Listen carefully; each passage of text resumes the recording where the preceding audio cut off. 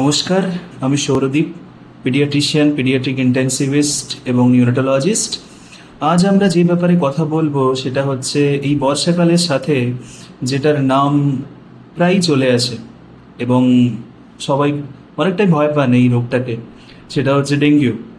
এবার বাচ্চাদের ক্ষেত্রে এই ডেঙ্গু শুনলে প্যারেন্টসদের মধ্যে আরও কিছুটা ভয় আসে যে কিভাবে ম্যানেজ করা যাবে, কিভাবে চলবে সব কিছু, চিকিৎসা এটসেট্রা। প্রথম কথা হচ্ছে ডেঙ্গু, আপনারা সবাই জানেন এটা মশাবাহিত রোগ এবং তার সাথে একটা যেভাবে প্রথমে ডেঙ্গু সাসপেক্ট করতে হয় সেটা নিয়ে কথা বলা দরকার।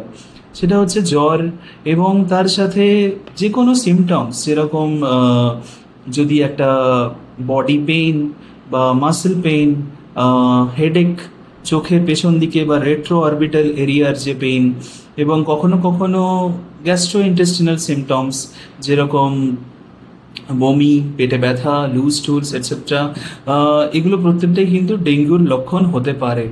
তো এবং সেক্ষেত্রে যেহেতু এই সিজনে ডেঙ্গুর প্রাদুর্ভাব বেশি হয়, তো যে কোনো রকমের ফেব্রাইল ইলনেস বা জ্বরের ক্ষেত্রে বাড়ির সামনে চিকিৎসক বা যার কাছেই আপনারা কনসালটেশন এটসেট্রা করেন, সেখানে একবার পরামর্শ নিয়ে নেওয়া জরুরি এটা ডেঙ্গু হতে পারে কিনা, এবং সেক্ষেত্রে কিছু টেস্ট করা হয়। এবার টেস্টসের মধ্যে দু রকম টেস্ট ডেঙ্গুর জন্য অ্যাভেলেবেল।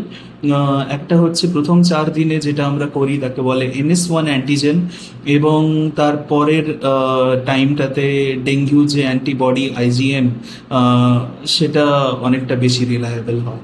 তো এই দুটো বেসিক টেস্ট, এবং দেয়ার আর কার্ড টেস্টস আর দেয়ার আর মোর এফিশিয়েন্ট এলাইজা বেসড টেস্টস, সেটা অ্যাভেলেবিলিটি অনুযায়ী ফিজিশিয়ান ডিসাইড করেন।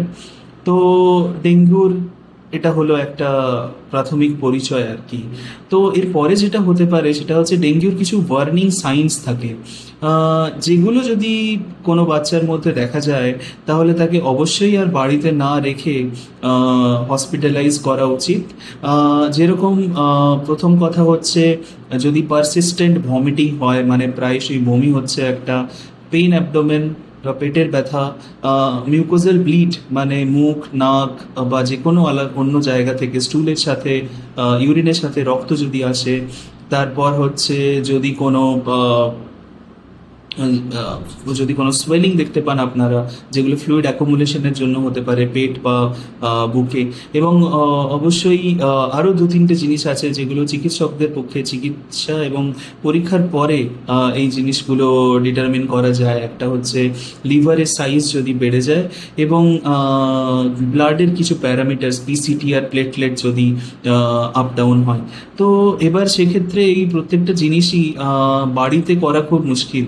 তার মধ্যে যেগুলো বাড়িতে চেনা যায় ইজিলি সেগুলো আমি বললাম, ব্লিডিং, পেট ফুলে যাওয়া, এবং মিউকোজাল ব্লিড মানে রক্ত বেরোনো, পেটে ব্যথা, এইগুলো অবশ্যই বাড়িতে চেনা যায়। বাকিগুলোর জন্য ডাক্তারবাবুর কাছে যেতে হবে। তো অবশ্যই সেক্ষেত্রে ট্রিটমেন্টটা হসপিটালাইজেশনের পর হয়। এবং আরও একটা টাইপের ডেঙ্গু হয় যেখানে ডেঙ্গুর কমপ্লিকেশনগুলো সিভিয়ার হয়। তো সেক্ষেত্রে অবশ্যই তখন বাচ্চাদের পিডিয়াট্রিক ইন্টেন্সিভ কেয়ার ইউনিট বা হাই ডিপেন্ডেন্সি ইউনিট এখানে রাখা হয় আর কি। তো প্রথম কথা যেটা প্যারেন্টদের কাজ সেটা হচ্ছে যে ওয়ার্নিং সাইন্সগুলোর কথা আমি বললাম, সেগুলোর মধ্যে কোনোটাই যদি ধরা পড়ে তাহলে অবশ্যই চিকিৎসার যেখানে সুবিধে আছে, গভর্নমেন্ট, প্রাইভেট, এনিথিং, সেখানে নিয়ে যান।